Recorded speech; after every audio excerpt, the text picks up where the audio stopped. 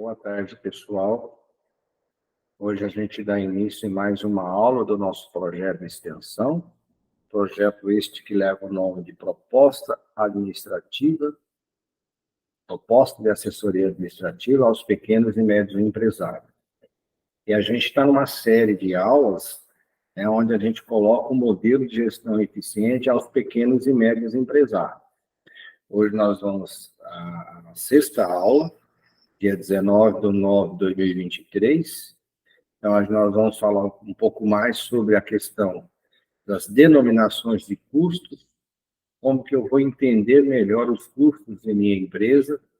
A nossa preocupação inicial é passar essa informação, como que eu, como pequeno e médio empresário, como que eu vou conduzir a minha empresa no tocante às denominações dos custos no modelo eficiente aos pequenos e médios empresários. Como que nós vamos colocar esse modelo eficiente para a minha pequena e média empresa?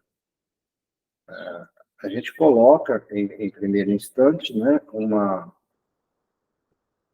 denominação importante que o sistema traz, tanto os objetivos, uma só palavra, ou seja, qual é essa palavra que tem tantos significados diferentes quando o assunto é denominação de custos? Então, a palavra custos, ela tem uma infinidade de denominações, de significados. E eu preciso entender, principalmente, sobretudo, os principais, para que eu possa conduzir a minha pequena empresa com eficiência. Então, a gente coloca lá, para aquele que compra, aquele que está comprando. Então, quanto custa aquele bem? Quanto que custa aquele veículo? Quanto que custa aquela bicicleta? Quanto que custa aquela moto? Então, assim, para o comprador, custo, a denominação fica bem clara. Custo significa quanto custa, qual é o valor daquele bem, Então, veja aqui. O que são os custos? Para quem compra, o conceito é claro. Custo é igual a preço. E para aquele que produz, quanto que ficaria o conceito de custos? O que eu coloco como custos na minha pequena e média empresa? O que eu denomino como custos na minha pequena e média empresa? Será que da maneira que eu estou fazendo eu estou correto? Será que eu posso melhorar? O que eu posso fazer para melhorar as denominações dos custos dentro da minha empresa? Qualificar melhor os gastos da minha empresa? E aqui eu tenho uma infinidade de outras denominações do conceito custos. Temos aí custos contábeis, custos fabris. Custos contábeis está relativo lá à contabilidade da minha empresa. Custos fabris significa custo de fabricação. Custos plenos, seria basicamente o somatório de tudo. Custos afundados são aqueles custos que já estão obsoletos. Custo de oportunidade significa quando eu tenho duas oportunidades, eu preciso subtrair uma de outra para ter o custo de oportunidade.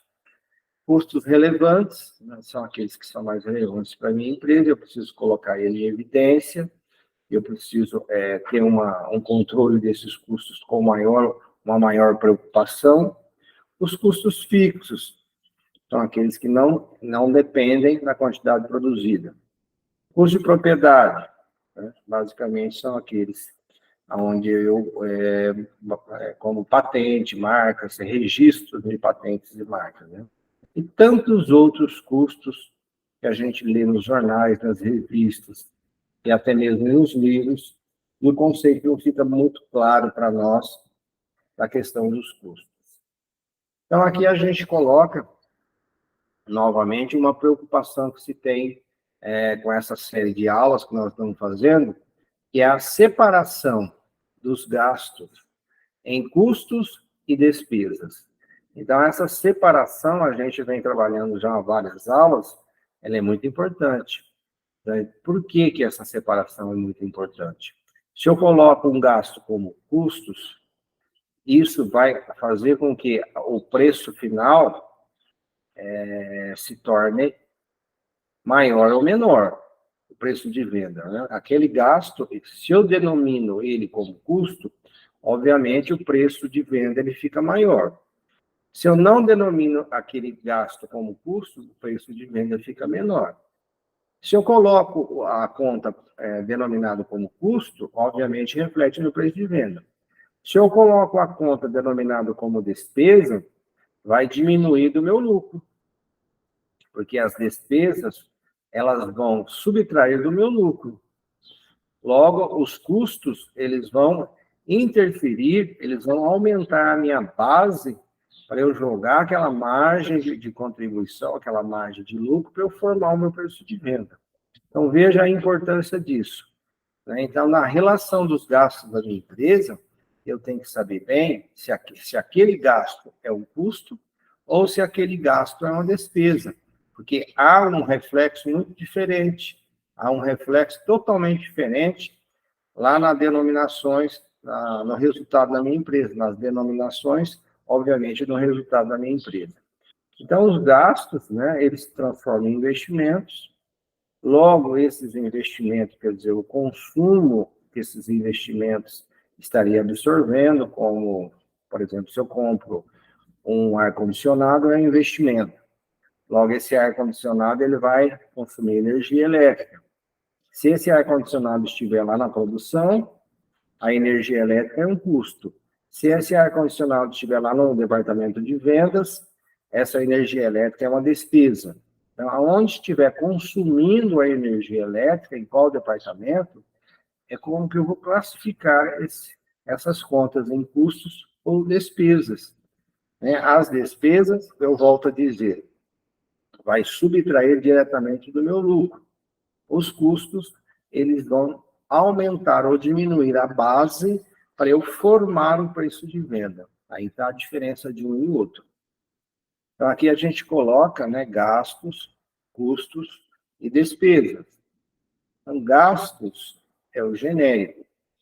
Todo e qualquer desembolso, toda e qualquer saída de recursos financeiros da minha empresa é um gasto. Esse gasto ele pode ser um custo ou ele pode ser uma despesa. Então, consumo para estoque, aqui eu tenho o custo, número 1. Produto ou serviço, eu tenho o número 2. Despesa, eu tenho o número 3. Então, veja aqui, de baixo para cima, os gastos, eles se transformam em investimentos. Logo, esses investimentos, eles vão consumir, né? São os insumos desses investimentos, que eles vão se tornar custo ou despesas. Então, é importante para o sucesso da minha gerência, da minha gestão, é importante a denominação desses gastos de maneira correta. Tá? Então, assim, consumo para estoque está pertinente para custos. Consumo no tempo está pertinente para despesa. Então, veja, se eu tenho um investimento que está absorvendo algo que vai refletir lá na produção, obviamente é um custo. Se eu tenho investimento que está refletindo lá na administração, aí eu tenho uma despesa. Tá? E como ficaria o CPV? É o custo do produto vendido. Então, conforme eu disse anteriormente, há um reflexo direto na formação do custo do produto vendido.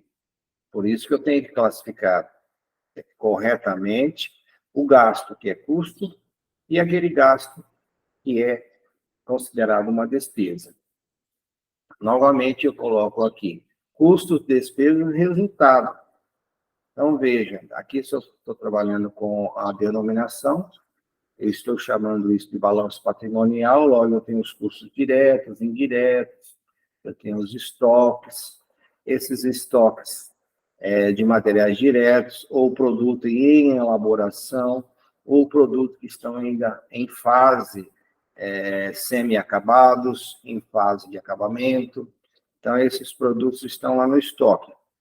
Logo, eu vou demonstrar o resultado daquele mês, né? Então, eu vou colocar no meu demonstrativo do resultado mensal, eu vou colocar todos os custos, eu vou colocar todas as despesas, eu vou colocar aqueles custos que estão no estoque ainda semi-acabados, para se chegar no resultado. O que é o resultado? Para se chegar no lucro daquele período. Então, os efeitos de custos e despesas no resultado. Então, se eu coloco um gasto como custo, né, eu estou fazendo com que a base de formação de preço aumente. Se eu não coloco aquele gasto nos custos, na relação dos custos, obviamente, esses gastos serão classificados como despesas e vai subtrair do meu lucro. Vai subtrair diretamente lá do meu lucro. E aqui a gente tem as curvas, né, para demonstrar de maneira simbólica, é um diagrama graficamente, como que ficaria. Né? Eu tenho os custos fixos, né? Os custos fixos, eles não se alteram, portanto, eu tenho uma linha linear, reta. Aí eu tenho a quantidade produzida, obviamente, essa quantidade produzida, ela altera de acordo com os meus pedidos, aí eu tenho algo exponencial, que vai subindo, né? Que vai subindo de acordo com a quantidade produzida. Os custos semivariáveis, aqui a gente tem os gráficos, que eles vão por escala, por degraus, eles vão sendo contabilizados. A gente tem os semifixos, aqueles que horas estão fixos, horas estão variáveis, mas esse é um entendimento já mais teórico. E aí a gente tem aqui aquilo que a gente chama de volumétricos, né? Para a gente visualizar aquilo que eu disse anteriormente. Os gastos fixos, totais, quantidade, não altera, né? Portanto, é uma linha linear. Aí eu tenho os gastos variáveis. Os gastos variáveis, a quantidade, obviamente, vai alterando o seu total. Aí eu tenho os gastos fixos unitários. Os gastos fixos unitários, eles se alteram. Por que que eles se alteram? Unitário, porque dependendo, se eu tenho R$ 1.000 de aluguel, se eu estou produzindo 1.000 unidades, portanto, eu tenho um unitário de 1.000. Se eu estou produzindo 2.000 unidades, eu tenho um unitário de 50 centavos. Então, isso ele vai se oscilando, né, em função da quantidade. Aí, os gastos variáveis é o contrário. Quando eu estou trabalhando de maneira unitária, os gastos variáveis, eles não se alteram. Por quê? O que eu gasto para produzir uma cadeira de madeira, aí eu vou gastar o mesmo para produzir uma unidade, né? Aí, 10 unidades. Unitariamente, eu vou gastar a mesma metragem de matéria-prima em cada unidade. Se eu quiser produzir 20 unidades, isso vai ficar unitariamente também fixo. Porque o que eu gasto de matéria-prima em uma unidade, ela é fixa. Eu vou gastar o mesmo valor para produzir uma unidade, e depois, se eu quiser produzir mais uma, eu vou gastar o mesmo valor de matéria-prima. Se eu quiser produzir mais uma, o mesmo valor de matéria-prima unitariamente. Então, os gastos variáveis, eles vão se alterar quando for de maneira total, o seu somatório. Uma coisa eu produzir 20 unidades, outra coisa eu produzir 40 unidades, eu vou ter um total maior. Só que o unitário é igual. Né? Então, esse conceito a gente vem trabalhando já em algumas aulas. Classificação do sistema de custeio. Então, aqui a gente tem um momento de apuração, tem um grau de absorção, tem uma mecânica de acumulação. Então, aqui a gente tem as ordens específicas, nós temos aquilo que a gente chama por absorção, quando os custos indiretos são transferidos aos produtos e aos serviços. quando eles são pós-calculados, equivalem aos custos mais apurados no final do período, daquilo que a gente chama de pós-calculados ou pré-calculados, né? Então, no momento da apuração, nós vamos entender bem isso. Então, essa questão mecânica, grau e momento, né, está na sistemática da classificação dos sistemas de custeio. E a gente tem aqui, né, uma alocação dos custos, como que eu posso entender isso? Então, a gente tem componentes principais, material direto, mão de obra direta, custos diretos de fabricação, indiretos de fabricação, que são o CIF, né? Então, os custos, eles se comportam de maneira direta ou indireta. Se eu tiver um custo indireto, eu preciso de um rateio para se chegar até os produtos A, B e C. Logo, o estoque, né? O estoque vai refletir aqui no meu resultado, subtraindo as minhas receitas, subtraindo as despesas, né? Eu tenho lá o faturamento, que são o somatório das receitas, das vendas, menos o custo de estoque, os produtos vendidos, menos as despesas, aí eu vou ter um resultado. Então, quando se está apurando o resultado de exercício, né, se comporta dessa maneira. Veja que as despesas, elas vão subtrair diretamente do meu lucro. Se eu tenho um valor de despesa maior ou menor, o meu resultado, o meu lucro pode ser também maior ou menor. Tá? E aí a gente tem componentes dos gastos. Então, veja aqui quais são os componentes dos gastos. Os materiais diretos, mão de obra direta e os custos indiretos de fabricação. E logo eu tenho despesas, gastos não associados à produção. As despesas, elas são relacionadas à parte administrativa. Os custos são relacionados à parte produtiva, lá da produção. Custo primário ou direto, custo de transformação. Eu transformo um produto bruto em um produto acabado. Eu transformo uma matéria-prima bruta em um produto acabado. O que é a matéria-prima bruta? Produção de mesas, cadeiras, MDF. MDF é uma matéria-prima. Então, no MDF eu posso produzir uma mesa. Tá? Isso é um custo direto que eu posso medir o MDF. Ele é mensurável. O aluguel eu já não consigo medir. Mesmo que eu tenha a metragem do salão, mas ele tem um valor contratado. Logo, se eu produzir 10 mil unidades ou 20 mil unidades, o pagamento do aluguel é o mesmo. Portanto, ele é fixo. Então, o custo fixo e custo variável, eles vão se alterar em função da quantidade produzida. Tá? Eu não posso pensar ao pé da letra para definir o que é fixo e o que é variável. Custo fixo variável. Gasto incorrido lá na produção. Se eu estou falando em custo variável, logo, esses custos eu posso medi-los, eles são mensuráveis, como, por exemplo, a matéria-prima, né? Como, por exemplo, a mão de obra direta. A mão de obra direta é calculada em hora, tem um cálculo para isso, né? Qualquer aula eu passo para vocês, esse cálculo. E os custos indiretos são aqueles que não são medidos, que não são mensuráveis. Como, por exemplo, o aluguel, como, por exemplo, o seguro, né? E assim por diante. E aqui a gente tem, chegando no final da aula de hoje, nós temos os componentes contábeis, a mão de obra, materiais diretos, número 1, mão de obra direta, número 2, custos indiretos de fabricação, número 3, e as despesas, número 4. Então, esses 4 componentes aqui, eu consigo administrar bem a minha pequena e média empresa.